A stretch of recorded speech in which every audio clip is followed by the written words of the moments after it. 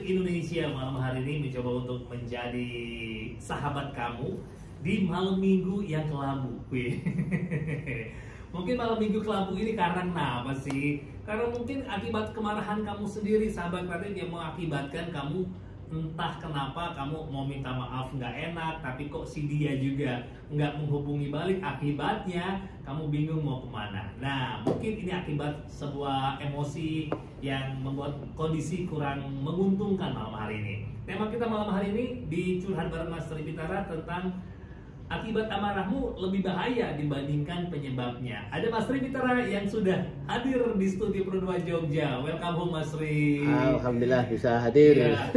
Selamat malam Mas Tripitara yang kembali hadir di studio Pro 2 Jogja setelah 2 tahun ya. Iya, betul. Ya.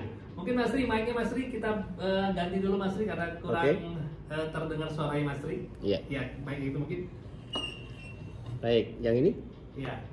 Ya, kita coba lagi untuk mencoba menemani sahabat kreatif di 0811 265 1225. Kamu bisa manfaatkan untuk bergabung di WhatsApp Pro 2 Jogja.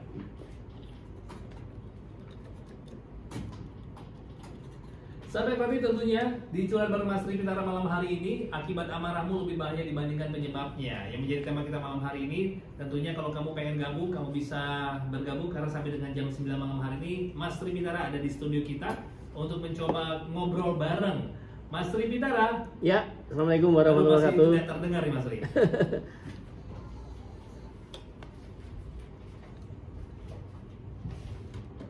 Apa ya?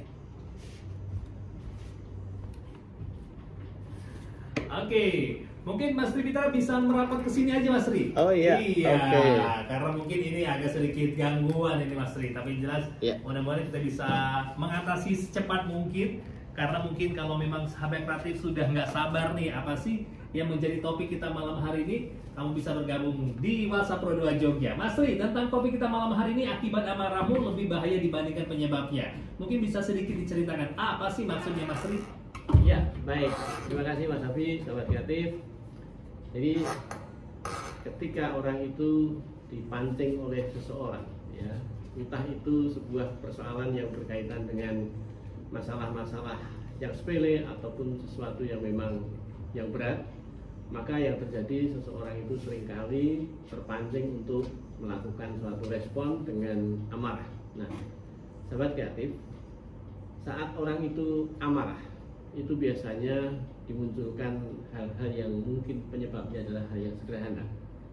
Adanya ketersinggungan misalnya, adanya suatu masalah-masalah yang berkaitan dengan miskom, artinya adanya suatu salah paham terhadap apa yang diucapkan oleh seseorang, apa yang dilakukan oleh seseorang, dan seterusnya. Itu yang menyebabkan seseorang itu kemudian merespon dengan amarah. Nah, ketika orang itu melakukan respon dengan amarah, maka yang terjadi, amarah ini akan berdampak pada masalah-masalah yang cukup membahayakan. Jadi ketika orang itu amarah muncul, yang terjadi adalah orang itu akan kehilangan apa yang namanya nalar, ya, akal sehatnya akan hilang. Nah, yang seterusnya adalah melakukan tindakan-tindakan yang bisa jadi merupakan hal yang bisa irasional, yang tidak masuk akal, dan juga melakukan hal-hal yang bisa bersifat fisik, bisa bersifat non fisik. Nah, hal-hal yang bersifat fisik ini bisa cukup membahayakan, bahkan bisa terjadi adanya suatu tindak kriminalitas akibatnya. Banyak orang kemudian bisa melakukan membunuh seseorang, kemudian bisa jadi seseorang ini melakukan tindakan-tindakan yang bisa membahayakan orang lain, dalam artian mengendarai mobilnya dengan asal sembarangan karena emosional, dan juga bisa jadi ketika dia memegang sesuatu yang bisa dia lemparkan, bisa juga mengenai badan atau kepala orang misalnya, sehingga bisa mencederai orang lain. Nah, hal-hal inilah yang kemudian bisa berdampak yang cukup lebih serius. Padahal penyebabnya itu hal-hal yang kadang bukan sesuatu yang cukup membuat orang harusnya tidak marah. Harusnya orang tidak akan impulsif untuk meledakkan amarahnya. Misalnya kata-kata yang itu tidak menuju kepada seseorang, tetapi ada orang yang sensitif terhadap Nah, apa yang dikatakan itu kemudian dia merasa tersinggung. Padahal maksud apa yang disampaikan seseorang itu bisa jadi bukan dia yang dimaksudkan. Tapi karena saking sensitifnya orang itu, maka orang bisa mengalami gejolak amarah. Begitu Mas Abi, sahabat kreatif, sebagai pembukanya. Oke, itu dia pembuka untuk kesempatan malam hari ini sahabat kreatif dari Mas Tripitara. Nah, di sesi ketiga kita akan lanjut lagi untuk ngobrolin tentang tema yang sama, akibat amarahmu lebih bahaya dibandingkan penyebabnya. Kalau kita bicara soal amarah nih Mas Tripitara, kalau bicara juga soal akibatnya, kadang kan ada orang-orang yang mudah untuk mengendalikan amarahnya dan ada orang-orang yang juga cukup sulit mengendalikan amarahnya. Bagaimana kita tahu Mas Tripitara, kita tuh masuk orang yang bagian mana sih? Ya, baik. Jadi seseorang itu bisa menjadi mudah sekali amarah itu sebetulnya karena dimulai dari kebiasaan. Jadi kebiasaan seseorang ketika mendengar, kemudian melihat segala apa yang dia indrawikan itu, kemudian pola pikirnya itu biasanya ketika orang amarah yang muncul adalah mengedepankan pikiran negatif. Yang kedua adalah ketika orang itu kemudian bisa memunculkan sebuah emosi, itu karena wawasannya adalah sempit di dalam pergaulan, wawasan dalam hal berbagai aspek pengetahuan yang dia punyai, kemudian wawasan dalam hal dampak atau efek dari amarah yang lepas kontrol tadi kita sadari ternyata kayaknya aku berlebihan juga nih. Nah, Mas Tripitara, kalau kita harus menyadari bahwa amarahku tuh harus aku, kan setiap orang kan memiliki sebuah emosi yang masing-masing batasnya Mas Tripitara ya. Ya. Bagaimana kita bisa tahu ternyata di saat saya menghadapi masalah ini, saya menghadapi, katakanlah saya dihadapi dengan bulian, saya bisa marah nih, tapi marahnya kadarnya segini aja udah cukup nih. Yang sudah harus saya lakukan apa nih Mas Tripitara untuk mengeluarkan emosi tapi tidak merugikan? Iya. Baik, terima kasih Mas Abi. Pertanyaannya bagus sekali. Jadi yang sebetulnya dari masalah adalah kita itu tidak perlu dalam hal menanggapi sesuatu itu gampang sekali dengan meletupkan sebuah emosi. Kenapa sebabnya? Karena di dalam persoalan yang muncul biasanya adalah pada saat orang berbicara, kadang orang itu kemudian menangkap apa yang dibicarakan itu pasti menuju kepada diri seseorang ini, menjadikan sesuatu menjadi membuat dirinya, misalnya contohnya Mas Abi, namanya harga diri itu dia letakkan pada apa yang dikatakan orang itu. Contoh misalnya hal yang sepele saja, kita dianggap bodoh, ya, dianggap bodoh. Persoalan dianggap bodoh itu kan hanya sebuah istilah yang ditujukan oleh seseorang itu untuk menyatakan bahwa kita itu dianggap bodoh. Nah, persoalan yang mendasar justru orang itu dianggap bodoh kan masalah yang esensial. Orang itu belum tentu dan tidak secara akurat menjadi orang yang bodoh. Jadi apa yang dikatakan orang itu dianggapnya adalah bisa menjatuhkan diri seseorang. Nah, jadi kalau kita itu dikatakan bodoh oleh orang lain, apakah kemudian kita menjadi bodoh akibat dikatakan orang lain? Nah, ini kan masalahnya seperti itu. Nah, kalau kita berpikir dengan jernih, maka saat orang lain mengatakan keburukan terhadap kita, maka kalau otak kita kemudian mengatakan bahwa orang itu menilai itu, bebaskan saja dia dari apapun yang dia sampaikan, berikan dia kebebasan. Nah, dengan memberikan kebebasan orang berbicara, memberikan sebuah ruang area dia boleh salah mengatakan penilaian-penilaian terhadap kita, maka kita tidak akan menjadi orang yang cepat untuk emosional. Nah, itu kata kuncinya di situ Mas Abi. Nah, sementara banyak orang meletakkan sesuatu itu terhadap apa yang dikatakan orang, sehingga diri seseorang ini ibaratnya ketika orang lain berbicara baik, maka dia merasa dirinya baik gitu. Ketika orang itu dianggap pinter, maka dia merasa pinter. Nah, sebaliknya ketika dia dianggap bodoh, maka dia betul-betul bodoh. Ketika kita dianggap miskin, maka kita menjadi orang miskin.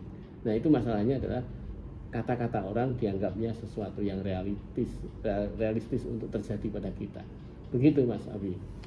Oke, ternyata demikian penjelasannya sahabat kreatif. Nah, kalau bicara soal tema kita juga nih Mas Tri, akibat amarahmu lebih bahaya dibandingkan penyebabnya. Bagaimana kita bisa mengendalikan diri nih Mas Tri? Ya, maka kita mengendalikan diri dengan pola pikir Mas Abi. Apa itu pola pikirnya? Coba misalnya, ketika ada orang tadi berkata dengan menilai diri kita, maka penilaian itu kan yang dia bisa lihat hanya fisik kita ya, yang bisa dia lihat, yang dia dengar dan pengalaman berinteraksi dengan kita. Tapi itu kan ada suatu keterbatasan. Jadi tidak ada sesuatu yang benar-benar apa yang ada di dalam diri kita itu dinilai sesuatu yang akurat. Nah, maka sikap kita tadi berikan kebebasan orang untuk boleh salah. Nah, sementara kita untuk menjadi orang yang mudah emosional itu tidak membolehkan orang lain itu salah. Nah, akibat itulah kita marah. Kemudian yang kedua adalah cobalah kita berikan ruang, di mana ruang yang namanya orang itu punya hak apapun terhadap kita. Hak apa? Hak mau berkata yang buruk terhadap kita, punya hak untuk membuli kita. Jadi itu kan hak dia. Nah, yang terjadi pada kita juga punya hak. Hak apa? Hak diri kita, bolehlah kita dibully, bolehlah kita dilecehkan dan seterusnya. Tetapi saya tidak akan terjadi harga diri maupun kondisi saya tidak akan terpengaruh oleh mereka yang mengatakan begitu. Nah, itu kan akhirnya kita akan menjadi orang yang mampu untuk menjadi orang yang tidak emosional. Termasuk ketika hubungan antar laki dan perempuan yang orang dalam menjalin cinta. Ketika orang itu katakanlah dikatakan hal-hal yang mungkin membuat diri seseorang tersinggung yang akhirnya berpisah, atau mungkin ada yang mengkhianati, tidak komitmen terhadap apa yang sudah dikomitmenkan seawal mungkin pada saat nembak gitu kan. Nah, itu kan sebetulnya kalau berpikirnya sesuatu yang luas dia tidak akan marah. Jadi kita misalnya dulu dia mencintai, kenapa kok tidak? Kalau dipikir dengan lebih baik sekarang bisa ketahuan bahwa dia tidak mencintai, itu jauh lebih baik dibandingkan kalau nanti sudah nikah kan gitu. Jadi kalau ada satu bentuk hal-hal yang sifatnya adalah mendasar kita punya pemahaman, maka orang berpisah tidak akan dalam bentuk emosional. Berpisah juga berpisah biasa saja, tetapi tetap dalam kondisi bersahabat, tetap berteman dan tidak bermusuhan. Nah, itu yang harus kita lakukan adalah begitu Mas Abi. Oke, itu dia, mengendalikan diri itu menjadi kunci sampai di saat kita harus mengatur bagaimana amarah kita, karena ternyata amarah kita itu lebih berbahaya dibandingkan penyebabnya. Tapi beberapa orang sadar Mas Tri di saat di awal sadar dengan judul kita nih Mas Tri Bitara sebelum dia merasakan bahayanya. Tapi ada beberapa orang juga yang sudah tahu, oh kalau aku marah sampai dengan level ini akibatnya aku bisa kehilangan dia. Nah itu, tapi tetap aja Mas Tri, marah itu tetap meletup-letup dan juga ujung-ujungnya menyesal lagi, minta maaf lagi. Itu gimana Mas Tri? Iya. Nah, yang namanya amarah itu dibuat level. Itu biasanya level-level itu hanya sifatnya adalah superficial. Padahal kenyataannya yang terjadi ketika orang itu terjadi amarah, itu baik yang dikatakan orang itu level yang paling rendah sampai yang level tinggi, itu sebetulnya kadarnya sama. Hanya saja respon dia saat mengungkapkan amarah itu yang masing-masing orang berbeda. Ada orang yang kemudian ketika dia amarah muncul, mulutnya ngomong kotor misalnya. Itu level yang katakanlah hanya ngomongan doang gitu. Ada juga orang yang ketika amarah muncul, yang muncul itu ada respon dia adalah diam. Jadi tidak menyebut apa, tapi dia meng-close diri ya, untuk tidak memberikan statement, tidak berinteraksi dan seterusnya, menutup diri. Nah, ada juga orang yang dalam keadaan dia merespon amarah itu bisa jadi dia tidak hanya mengatakan sesuatu, tapi dia ada intonasi suara. Jadi dengan berteriak misalnya, kemudian diikuti dengan gerakan fisik. Nah, ini yang kemudian bisa berdampak hal-hal yang cukup memberatkan. Jadi bisa juga berdampak pada tadi mencederai orang lain, mencederai dirinya sendiri, dan bisa jadi yang namanya orang itu ketika amarah muncul itu di dalam otaknya ada blocking terhadap sistem memori yang ada pada sistem neurocortex. Karena sistem limbik itu sistemnya adalah dalam keadaan otonom.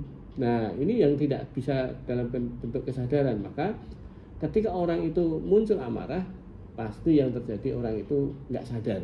Nggak sadar itu nggak berkesadaran untuk mengendalikan diri. Maka sejauh mungkin ketika kita mendapat informasi, mendengar, melihat, maka harus dikontrol dalam kesadaran, yaitu agar kita tetap bisa berpikir. Nah, berpikir itu akan baik ketika tadi tidak ada amarah. Maka kalau orang sudah terlanjur amarah, itu biasanya respon marah muncul, baru setelah reda dia baru sadar. Begitu Mas Abi. Oke, itu dia sahabat kreatif. Ada jeda kita untuk berpikir jernih ya Mas Rindara ya, biar kita bisa meredam amarah kita tadi, yang pada akhirnya nanti kita bisa menjadi seseorang yang mampu untuk mengendalikan diri dalam biasanya adalah self leadership. Nah, ini bagaimana Mas Ri? Ada beberapa orang yang bisa bisa mengendalikan dari sisi ego berhubungan dengan pekerjaan atau juga berhubungan dengan pendidikan. Dia bisa mapan nih Mas Ri untuk mengendalikan semua emosi-emosi. Tapi kalau sudah yang namanya emosi spontan, ini kadang dia malah nggak bisa mengendalikan Mas Ri, apalagi terkait dengan pasangan. Iya, baik. Jadi ketika itu berkaitan dengan emosi, itu sebetulnya akan membentuk suatu bangunan namanya refleks. Maka Mas Abi tadi menyampaikan bahwa spontan itu akan muncul. Memang karena namanya amarah itu sebetulnya refleks. Jadi itu terjadi suatu proses refleks pembelajaran untuk marah. Maka ketika ada orang terjadi dirangsang, dipicu kemarahan, maka dia refleksnya muncul. Maka itu yang tadi saya sebutkan, non kesadaran tadi. Nah, oleh karena itu yang kita harus antisipasi agar kita punya leadership, self leadership itu apa yang harus dilakukan? Coba membiasakan diri untuk banyak mendengar dengan baik. Karena orang itu biasanya mendengar tidak utuh, kemudian tidak dia dengar secara baik, secara menyeluruh apa yang ada, kemudian dia langsung mengambil kesimpulan. Nah, ini yang celakanya di situ itu Mas Abi. Maka sebaiknya bagaimana ketika kita selalu berinteraksi, gunakan kondisi yang namanya mendengarkan itu, ikuti irama pernafasan. Nah, karena yang namanya orang itu ketika amarah muncul, orang pasti akan terjadi beat jantung ini akan berdegup cepat. Maka kendalikan lewat apa? Pernafasan. Ambil nafas yang banyak, keluarkan pelan-pelan lewat mulut kita. Tadi ambilnya lewat hidung, keluarkan lewat mulut dengan pelan-pelan, dengan jeda yang panjang. Nah, itu akan membantu secara fisik mengontrol amarah. Sehingga ketika kita ada suatu suara atau peristiwa yang itu cukup membuat kita bisa panik, bisa gusar, ambil nafas seperti itu. Begitu Mas Abi di awal untuk mengantisipasi. Oke, ini pas banget nih buat sahabat kreatif yang kadang-kadang punya pekerjaan di mana itu adalah penuh dengan spontanitas yang juga harus berhadapan dengan respon yang juga spontan. Nah, kalau kita seandainya Mas Ri, kita memahami sebenarnya akibat amarah kita itu lebih bahaya dibandingkan penyebabnya. Kalau kita menjadi pelakunya, bagaimana kalau kita menjadi korban yang dimarahin Mas Ri? Katakanlah kita di jalan nih Mas Ri, ada orang yang menurut kita adalah dia yang salah, tapi ternyata kok malah dia yang marah. Iya, baik. Banyak sekali apa yang disampaikan Mas Abi itu orang-orang modelnya seperti itu. Jadi ada yang dia salah sebelum dia untuk bisa dimarahi, maka dia marah duluan. Nah, ada yang modelnya gitu. Nah, sekarang gini, ketika kita itu sebagai orang yang disebut dengan korban kemarahan orang, maka kita yang harus kita lakukan adalah tadi, coba camkan baik-baik dengan berikan orang lain kebebasan untuk salah. Jadi kebebasan untuk salah itu apa? Salah memarahi, marah dengan kita itu kan salah. Wong dia yang salah dalam keadaan begitu nggak mengakui sebuah kesalahannya, justru malah marah pada kita. Maka terima dulu apa yang dia marahkan itu. Nah, dengan diterima itu kita akan terkontrol dalam keadaan kondisi kita tidak emosi. Maka saat kita tidak dalam kondisi emosi, kita akan bisa bicara dengan baik. Orang yang marah itu biasanya keluar kata yang tidak terkontrol dari mulutnya. Dia tidak akan membuat suatu kata-kata yang justru terstruktur dengan baik.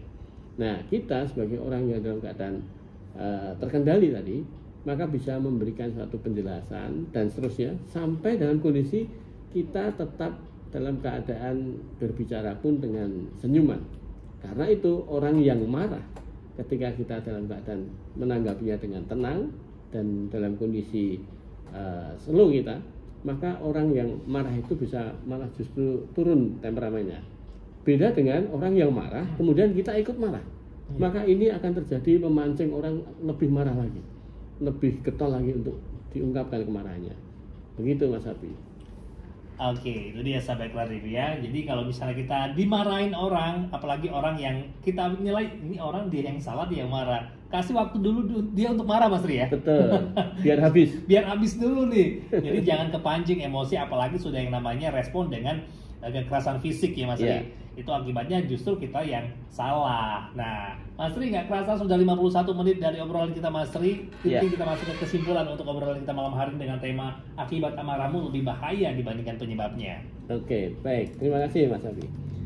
Jadi sahabat kreatif, ketika kita sudah biasa membiasakan diri untuk mengendalikan diri terhadap amarah-amarah itu, maka sebetulnya kita sudah membangun sebuah bangunan refleks kebaikan. Nah, refleks kebaikan dalam bentuk apa? Kebaikan di dalam kesadaran kita selalu terkontrol. Karena hidup itu sebetulnya agar membuat diri manusia itu nyaman, enjoy, bahagia, itu adalah kemampuan diri untuk selalu sadar diri. Nah, dalam keadaan sadar diri ini, orang bisa menikmati hidup. Coba bayangkan ketika orang itu di dalam kehidupan perjalanannya selama ini dihantui dan terus kebiasaan untuk amarah dan amarah.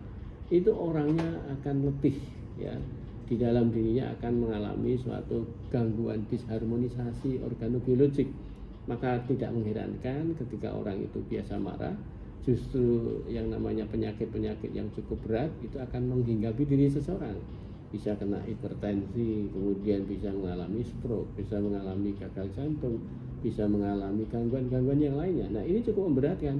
Maka yang terjadi orang itu dalam bentuk sebelum terjadi seperti itu ya, kita harus kendalikan diri kita agar supaya kita terjaga apa yang namanya sehat itu ya, kemudian pikiran kita menjadi enak, itu akan menjadi produktif pikiran kita, menghasilkan banyak karya, bermanfaat bagi orang banyak, punya investasi banyak. Tapi kalau kita marah terus, itu yang terjadi, energinya habis, tidak mampu untuk berkarya dengan baik. Nah, itu salah satu yang harus kita perbaiki di dalam kehidupan ini. Begitu Mas Abi. Oke, makasih Mas Tripitara untuk waktunya. Sehat selalu Mas Tripitara yang sudah menyempatkan diri untuk hadir langsung di studio. Ini perdana nih sahabat kreatif. Tapi yang jelas mudah-mudahan ini juga bukan perdana kamu dengerin, karena setiap malam minggu mudah-mudahan kita juga bisa membahas topik-topik yang relate dengan kehidupan kita, khususnya anak muda ya. Terima kasih buat sahabat kreatif yang udah dengerin dari tadi jam 8 malam. Yang jelas nanti